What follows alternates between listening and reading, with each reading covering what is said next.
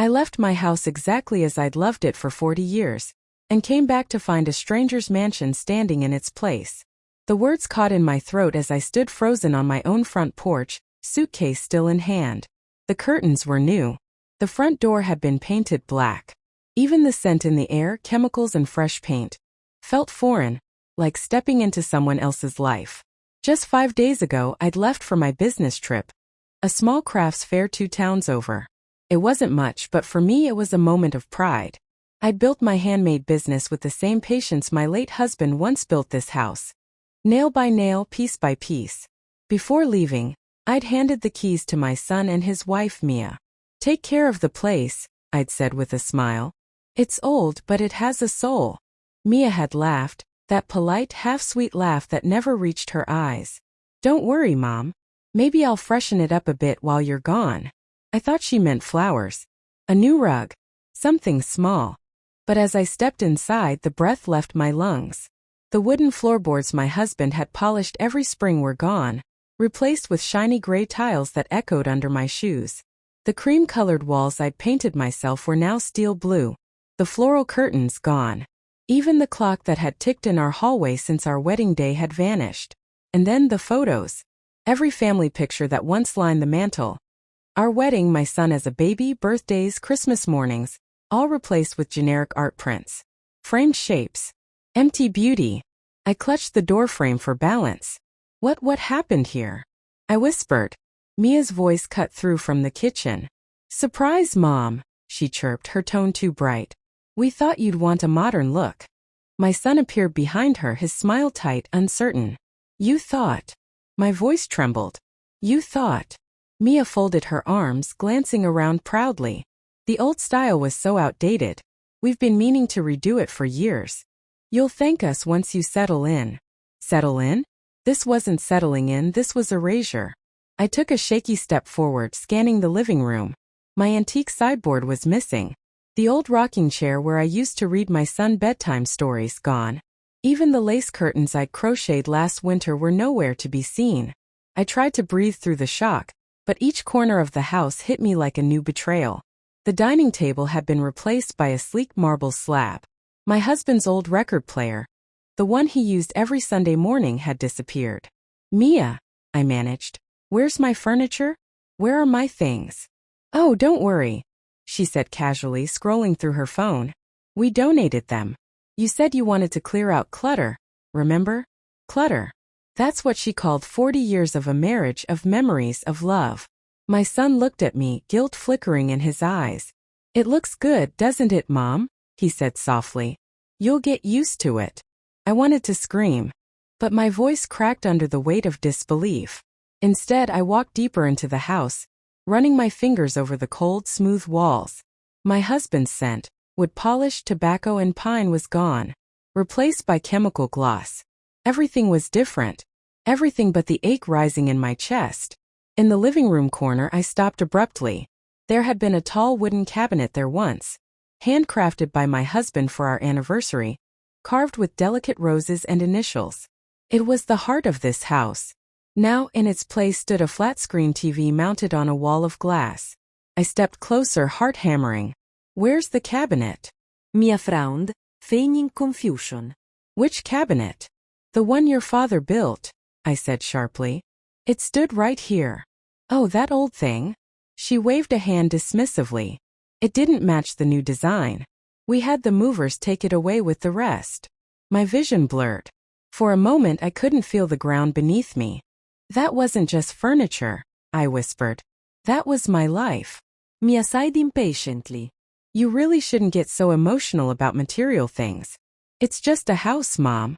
Just a house." I turned away, afraid she might see the tears welling in my eyes. My hands were shaking, but my mind was already beginning to see what my heart refused to accept. Something wasn't right.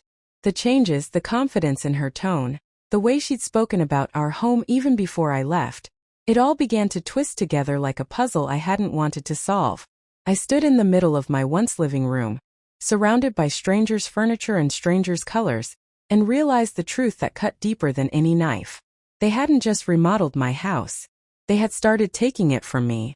And somewhere deep down I knew this was only the beginning. It wasn't just furniture that was gone. It was 40 years of my life. I wandered through the house in silence, my heartbeat louder than my footsteps. Each room looked like something out of a magazine, glossy, cold, and soulless. Not a trace of me remained.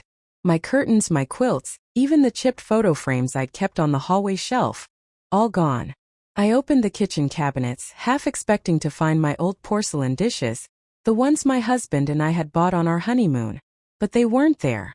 Rows of brand new white plates gleamed under the light, sterile and spotless, like no one had ever lived here. Mia, I called out, trying to steady my voice. Where are my things? She appeared from the living room, phone in hand, that same bright smile painted on her face. Oh, Mom, we donated them. You had so much old stuff taking up space.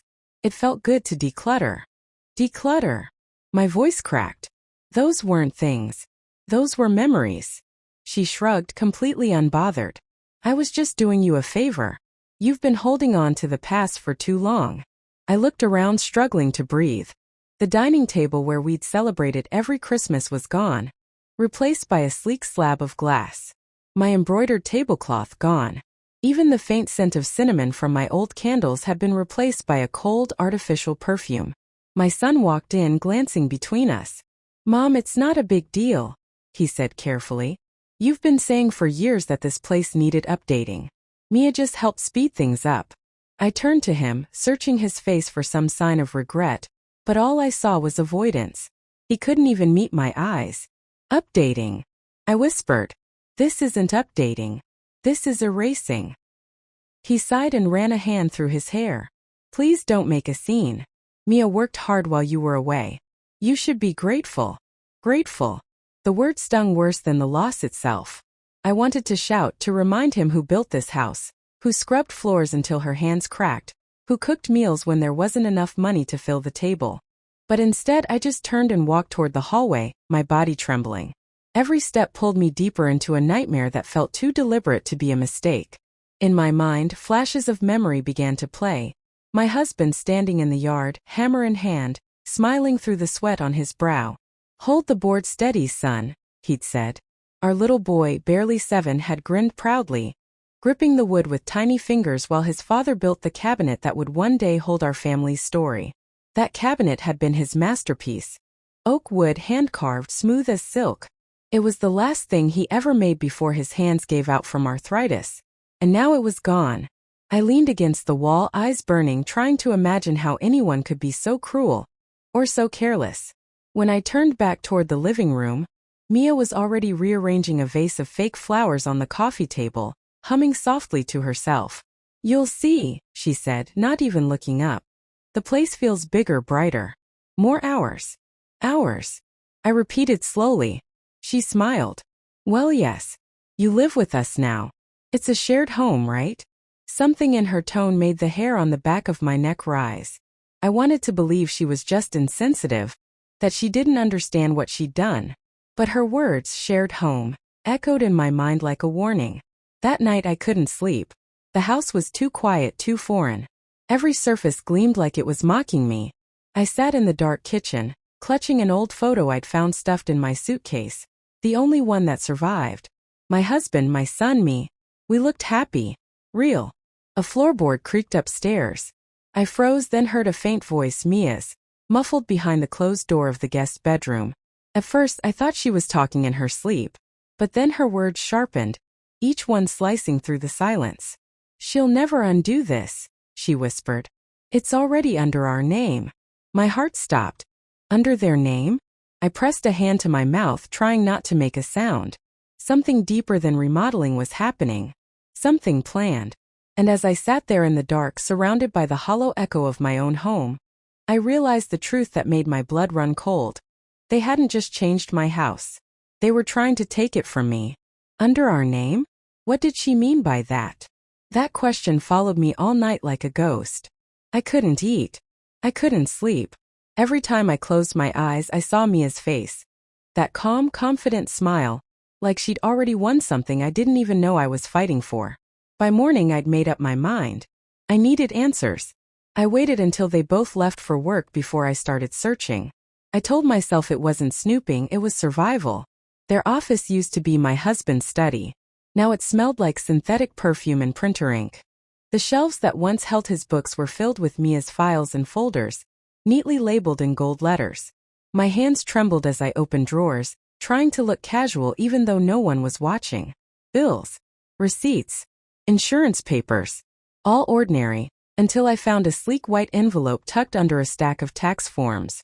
The words printed on it made my blood run cold. Property title, updated ownership. My fingers shook as I pulled out the document. The first page looked familiar, the name of my house, my address, the land registration number. But then my eyes caught the line that stopped my breath.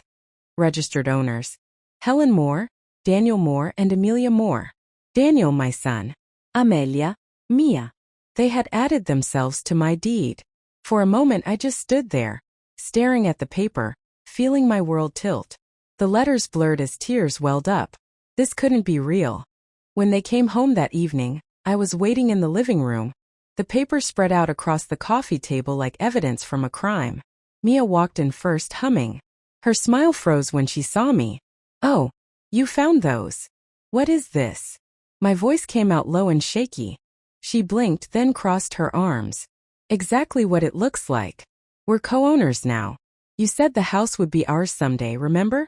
We just sped up the process." "You what?" Daniel stepped inside, his face pale. "Mom, please don't overreact." "Overreact?" I snapped. "This house was mine and your father's. We built it with our hands, Daniel. And you let her." "I didn't let her." But Mia cut him off, her tone sharp and controlled. "We're family. It doesn't make sense for one person to hold everything. We just made things official." Her confidence was unbearable. She stood there as if she were doing me a favor, as if stealing from me was logical. I turned to my son, desperate for some trace of the boy I'd raised. "Tell me this isn't real," I whispered. "Tell me you didn't agree to this." He looked away, jaw clenched. "It's better this way, Mom. You're getting older. This ensures everything stays in the family." "In the family?" My voice broke. "You mean under her control?" He didn't answer. He didn't even look at me. I sank into the couch, the room spinning. Every picture, every wall. It all felt foreign again. My husband's house, our memories, rewritten under someone else's name. Mia exhaled dramatically, as if she were the one exhausted. "Look, you're being emotional. You signed the papers yourself." I froze. "What papers?" She smiled slightly, too sweet. "The ones you signed a few months ago. Remember? You said you trusted us with the home insurance updates." Home insurance. My heart dropped. I remembered it now, the afternoon she came to me holding a neat folder, saying something about updating our records. I'd been busy working on an order, distracted, and she'd reassured me it was just a formality. "I even told you where to sign," Mia said softly, like she was reminding a child. "You really should read what you sign, Mom." The world seemed to shrink around me. I clutched the edge of the coffee table to steady myself. "You tricked me," I whispered. Mia tilted her head. "You're being dramatic. We didn't trick you. We just took responsibility." Daniel rubbed his forehead, sighing. "Mom, please, let's not turn this into a fight. Nothing's changing day to day. You still live here. You still have your space." My space. That's what I'd been reduced to, a space in my own home. I looked down at the papers again. My name was still there, printed neatly beside theirs, but it no longer meant anything. My control was gone. My trust had been stolen. I gathered the documents slowly, tucking them under my arm. "You may think I'm weak," I said quietly, "but you'll regret underestimating me." Mia's smirk flickered just for a second. "Are you threatening me, Mom?" I looked her straight in the eye. "No. I'm remembering who I am." Then I walked away, heart pounding, hands shaking, toward my room. Behind me I could hear her whisper to Daniel, her voice sharp and smug. "She's bluffing. There's nothing she can do now." But I knew she was wrong. Because the woman they thought they'd fooled was about to become their biggest mistake. They didn't just take my house. They started treating me like a guest in it. At first I tried to keep the peace. I told myself it was just furniture, just paint. But every morning the house I built with my own hands felt a little less like home, and a little more like theirs. Mia had turned my husband's workshop into her office. The smell of sawdust was gone, replaced by some sharp artificial lavender scent that made me nauseous. My own kitchen, where I'd once baked birthday cakes and late-night pies, was now her minimalist cooking zone. She told me to stay out while she organized things properly. One afternoon, I walked into the living room holding my husband's framed photograph. It had been missing since the remodel, tucked away in a drawer. I placed it gently on the mantel, his smile watching over the house, just as it always had. Moments later, Mia walked in. Her expression tightened. "It doesn't match the new aesthetic," she said, snatching it from the mantel and setting it aside like it was trash. My throat tightened. "That's my husband," I whispered. "I know," she replied flatly, "but we're going for a cleaner, more modern vibe now." I looked to my son for help. He wouldn't meet my eyes. He just rubbed the back of his neck and muttered, "Mia's been working hard on this, Mom. Maybe let her finish." The silence that followed was heavier than any shout. That night I sat alone in my bedroom, the only room she hadn't touched yet. I could hear their laughter down the hall, clinking glasses, talking about our home improvements. My hands trembled as I opened my husband's old desk drawer. Inside, his tools were gone. His journal was missing. Even his pipe collection, the one he said he'd passed down to our son, gone. Something inside me shifted. The heartbreak stopped feeling like pain. It started to feel like pressure. A quiet, burning pressure that demanded to be released. From that moment I stopped arguing. I stopped crying. I started watching. Every morning I took notes, receipts that went missing, letters that arrived in my name but were opened before I saw them. I noticed how Mia always collected the mail first, how my son avoided my eyes at breakfast. I heard them whispering about plans, about timelines. And one day while dusting the hallway, a job I was still allowed to do, I overheard them speaking in hushed tones. "She doesn't even know about the lawyer yet," Mia said. "She'll find out eventually," my son murmured. "She won't," Mia replied, firm. "I already handled it." That night I couldn't sleep. My heart pounded as if warning me of something coming. 2 days later, I found a letter slipped under my door. My name written in elegant, familiar handwriting. My late husband's lawyer. I hadn't spoken to him in years. The letter said his office had received an inquiry to reactivate the estate file of the late Mr. Collins. Someone had attempted to claim ownership of his remaining assets I thought were long settled. My hands went cold. My mind replayed Mia's voice, her smug confidence, her words about handling it. This wasn't just about the house anymore. It was about everything he'd left me, everything we'd built together. And that's when I knew they weren't done taking from me. But I wasn't done fighting either. If they could steal my house, what else had they stolen? That question wouldn't stop echoing in my mind as I sat in the lawyer's office, hands gripping the edge of the desk to keep from trembling. The man across from me, Mr. Hanley, my late husband's attorney, looked pale as he flipped through the papers I'd brought. "Martha," he said carefully, "this isn't your signature." I leaned forward. "Are you sure?" My voice cracked. I already knew the answer. He nodded grimly. "Your daughter-in-law submitted these forms last week, claiming to have power of attorney over your late husband's trust account. She forged your name. If I hadn't handled your husband's estate personally, I might have approved it." For a moment the room spun. The air felt too thin. They'd taken my furniture, my memories, and now they were reaching into the last pieces of the life I'd built with him. But beneath the heartbreak, something inside me went still. A strange calm, like the silence right before a storm breaks. "What can we do?" I asked quietly. He looked up, studying me. "You can press charges. Or," he said, lowering his voice, "we can build a case quietly, wait until they try to move the assets, then stop them cold. But you have to move fast. The deed transfer on your house will finalize in 7 days." 7 days. The words hit like a countdown clock inside my chest. That night I sat on the edge of my bed, staring at the wall where my husband's photo used to hang. I whispered into the empty room.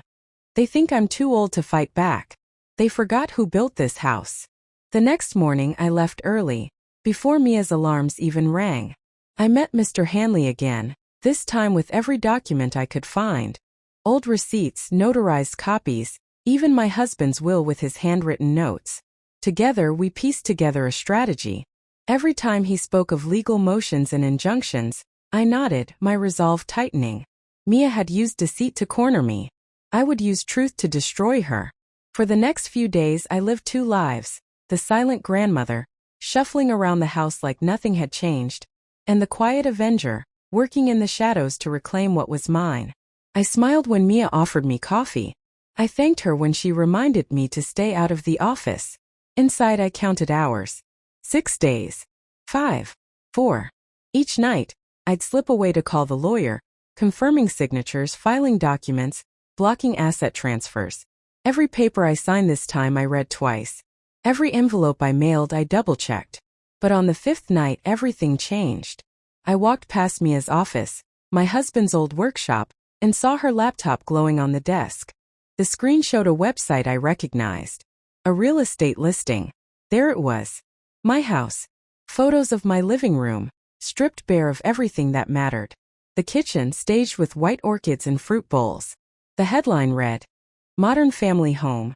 Newly renovated. Move-in ready." And at the bottom the contact name, Mia Collins. I felt my heart pound so hard I could hear it. My palms went cold but my mind sharpened like glass. She wasn't waiting 7 days. She was selling it now. I closed the door quietly and stood in the hallway, staring at the walls that had once echoed with my husband's laughter. The betrayal burned through me like fire. But this time I didn't cry. I whispered to myself, "You wanted a modern life, Mia. Let's see how you handle the truth when it hits." Then I went back to my room, turned off the lights and began my final plan. They thought they'd taken everything. They hadn't seen what I still had, proof, patience and 7 days to turn the tables. They thought I'd stay silent. They forgot who built this home. I said those words to myself as I set the dining table. The same oak table my husband had built decades ago. The one Mia wanted to replace with glass. Candles flickered. The silverware gleamed. Everything looked peaceful, almost festive. Only I knew that peace was about to end. I'd called it a family dinner. I told Mia I wanted to start fresh, to forgive, to let things go. She smiled like a queen accepting an apology. My son looked relieved, maybe even hopeful. He had no idea what was coming. When they arrived, Mia was dressed in one of her flashy designer outfits, every hair in place. "This is nice, Mom," she said, scanning the setup. "I wasn't sure you'd get over it so quickly." "Oh," I replied, pouring the wine carefully. "You'd be surprised what I can recover from." We sat down. I served the meal with steady hands, even though my heart raced beneath my calm face. For a few minutes we played pretend. A happy family, chatting about trivial things while lies hung thick in the air. Then came the knock at the door. Mia frowned. "Are we expecting someone?" I smiled faintly. "Yes." Mr. Hanley stepped in first, briefcase in hand.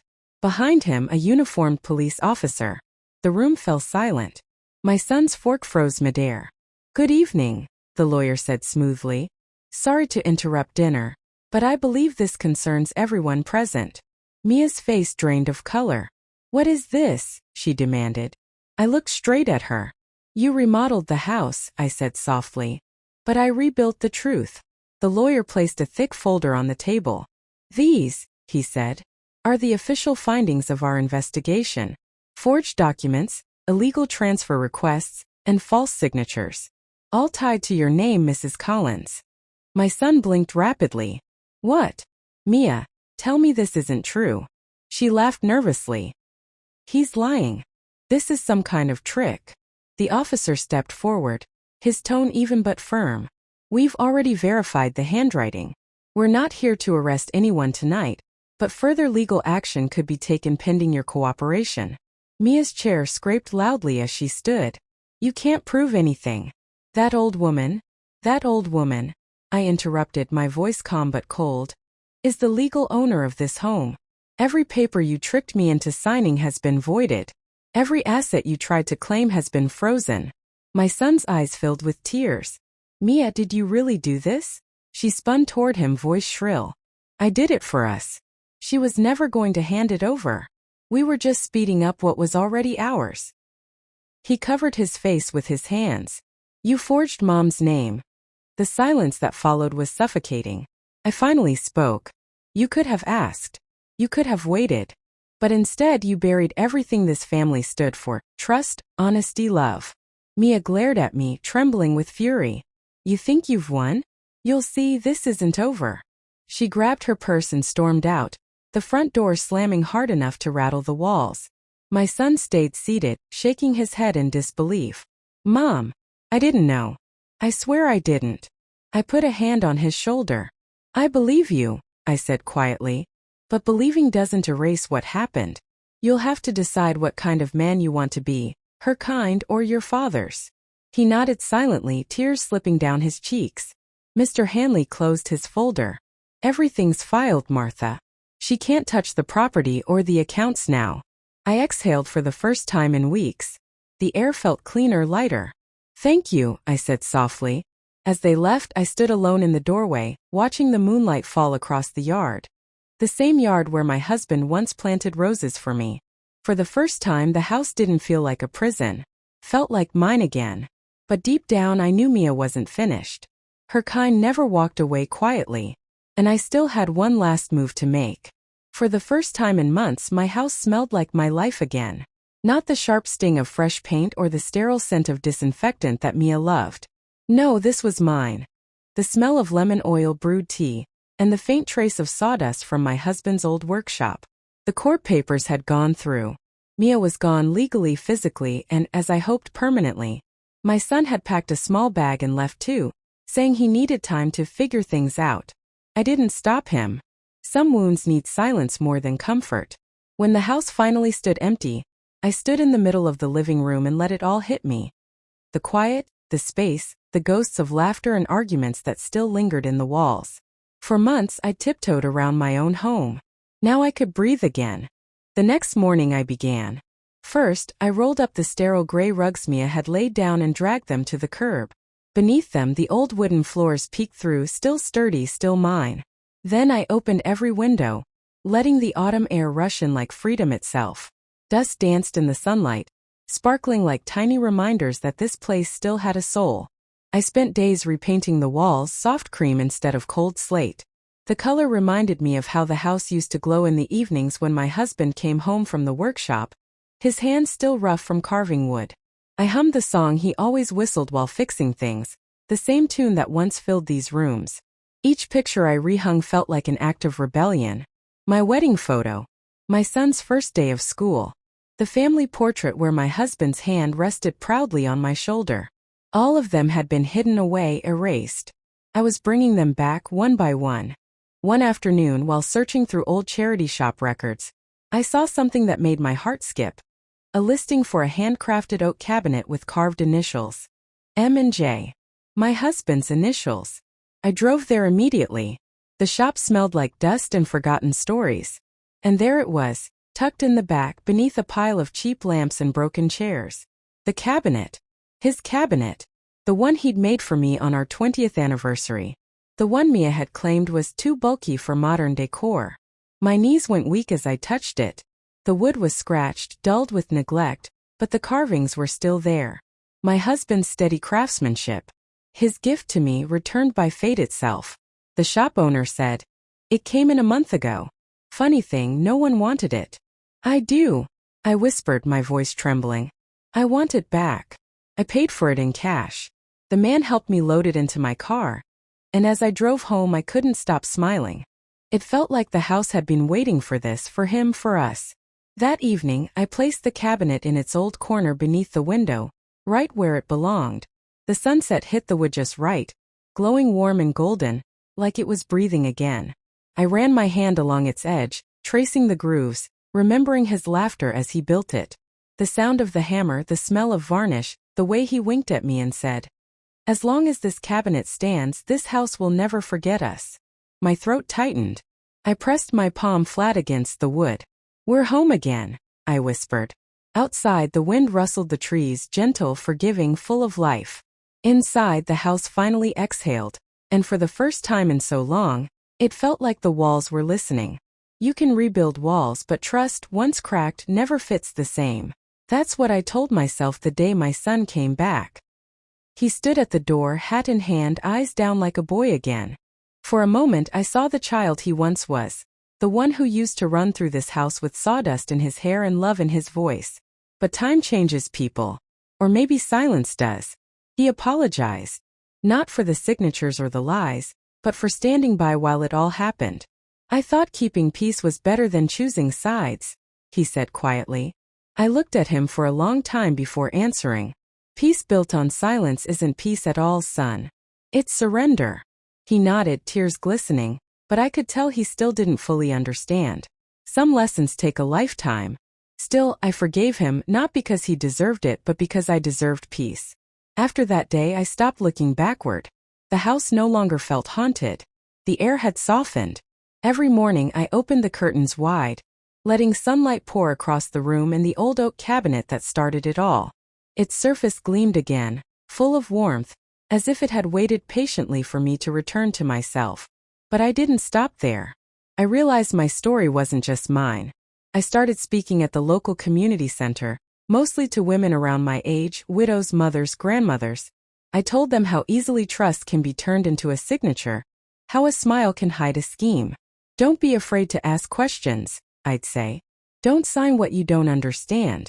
And never, ever hand over your home in the name of family peace. At first my hands shook when I spoke. But with each story I told, the shaking stopped. I saw heads nodding, eyes widening, women realizing they weren't alone. That what happened to me wasn't just betrayal. It was a warning. One woman came up after a talk, tears in her eyes. You saved me, she whispered. I almost signed my daughter-in-law's papers last week. I didn't. In that moment I felt something shift inside me. My pain had built a bridge, one that led others to safety. And that made it worth it. These days I sit by the window most evenings, a cup of tea in my hand, watching the light fade across the garden my husband planted decades ago. The cabinet still stands where he left it, sturdy, loyal, unbroken. I trace my fingers over his carved initials and smile. We did it, I whisper. They tried to erase me, but I'm still here. Because love, real love, isn't about ownership. It's about respect. And the moment someone tries to rewrite your story, you fight to keep your name on the door. If you believe no woman should ever be stripped of her home or her memories, share this story. And subscribe for more tales of strength, justice, and self-respect.